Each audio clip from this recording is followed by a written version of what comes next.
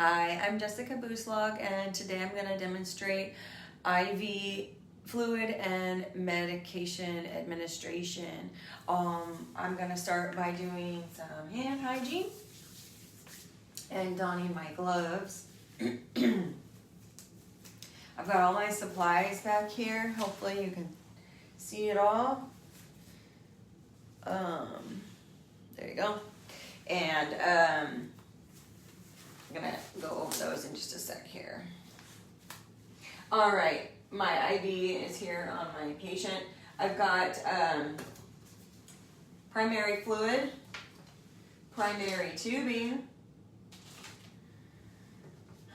my piggyback medication that the doctor ordered, and my secondary set. I've got some alcohol prep. My hook is here, so just so you can see it when I get going over there.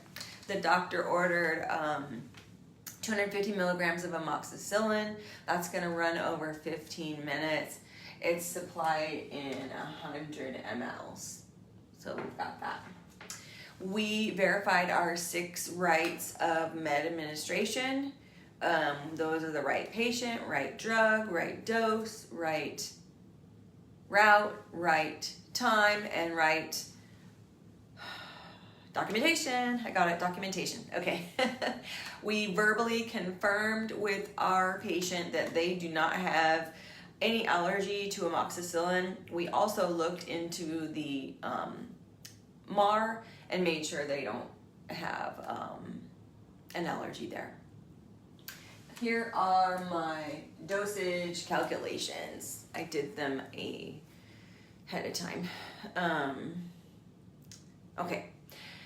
The fluid has been ordered at 150 mLs over 1 hour. That's 60 minutes. At 15 drops per minute. Per ml.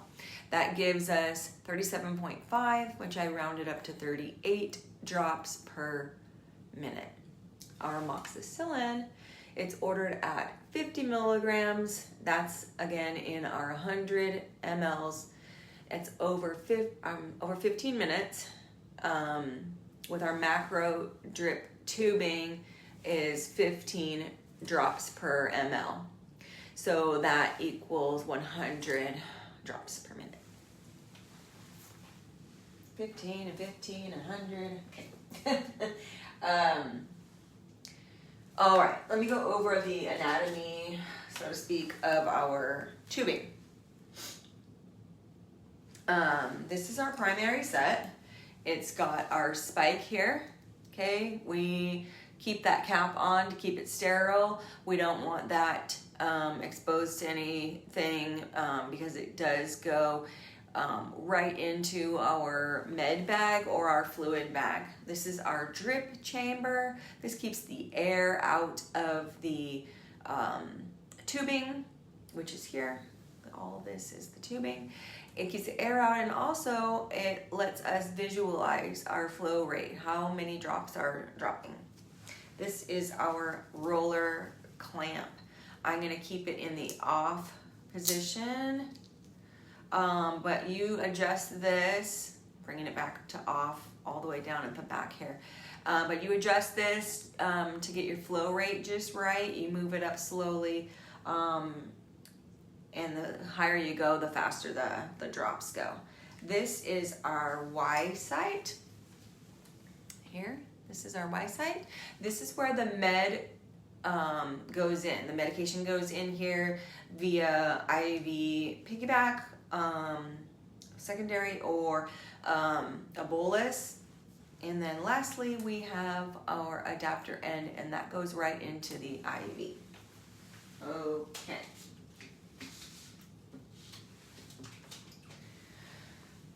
All right. I have the hanger up here, like I said, and I'm going to go ahead and spike the bag.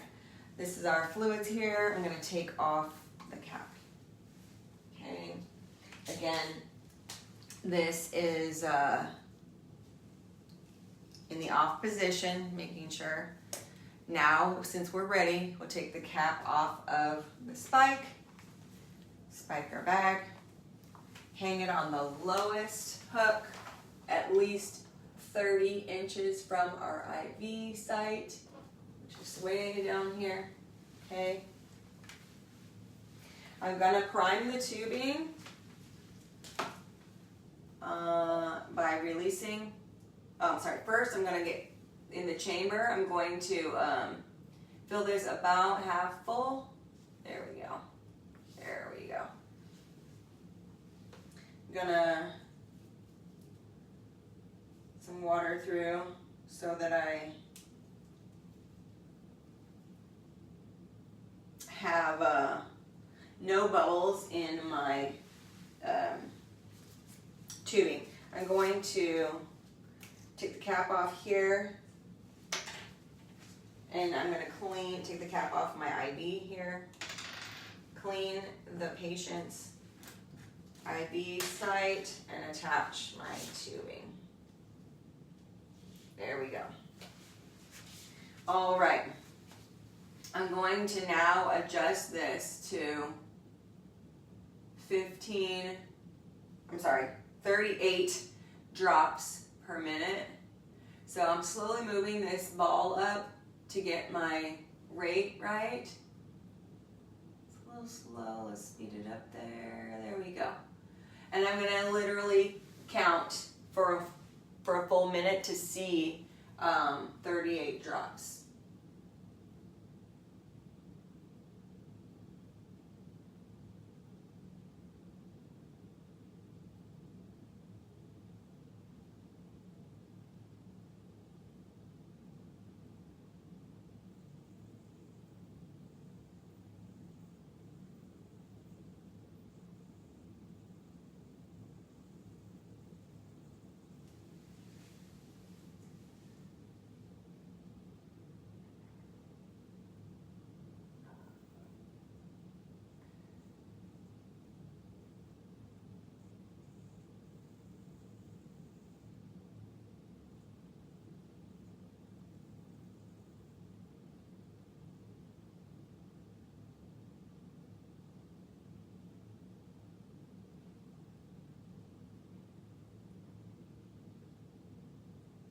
One, 32, 33, 34, 35, 36, 37, 38. It's perfect.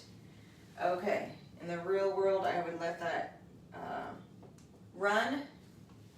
I'm going to clamp it now, though, just for to save my supplies in case I need to repeat this, remediate this. Now I've got my piggyback med here. And I'm going to take my secondary set and make sure that's in the off position as well. I'm going to do my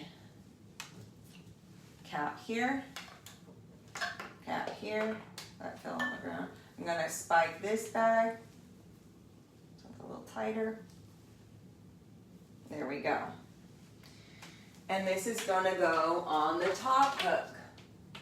In real life, these are going to be significantly separated. This hook isn't the best example of piggyback because it'd be much higher.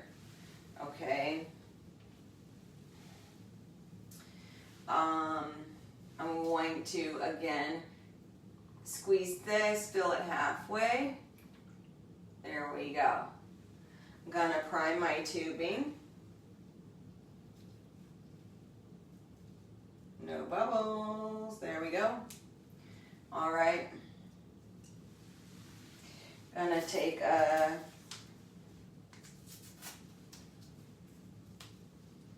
cap off here and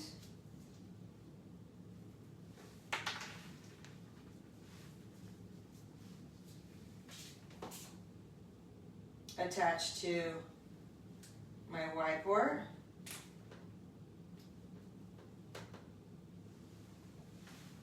There we go.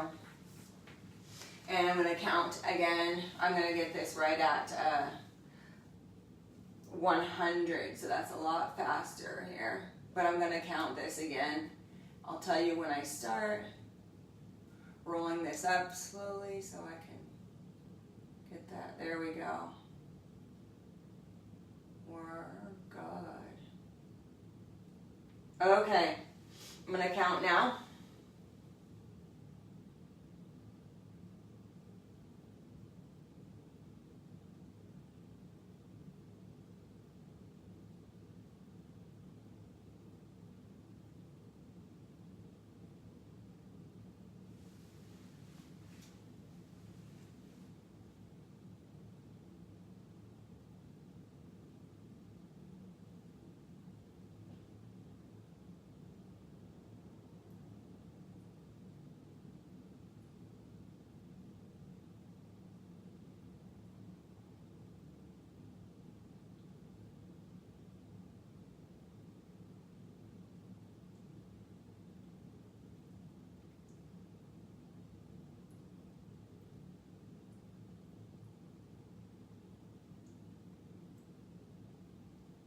$96, $97, $98, $99, $100.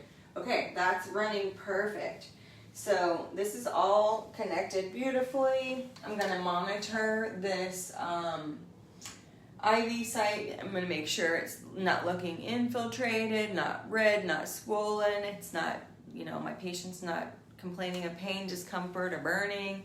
If I do encounter any of those things, I'm going to stop my infusion. I'm going to just hang out just for a moment to make sure everything stays running beautifully. There's no occlusion. Sometimes those IVs will beep if you have a computerized one, it'll beep at you for an occlusion. So I'm just gonna monitor this for a second. Make sure my patient's comfortable, their call lights within reach, they're at a good level. Ask them if they need anything. I'm going to get rid of all of my garbage and supplies, and there we go. Pretend that's the trash there. I'm going to remove my gloves. Okay, I'm going to do hand hygiene. I'm going to let them know that I'll be back in a few minutes to double check the infusion, make sure it's still running smoothly. I'm going to chart my procedure, and that's going to be the end of my skill. Thank you.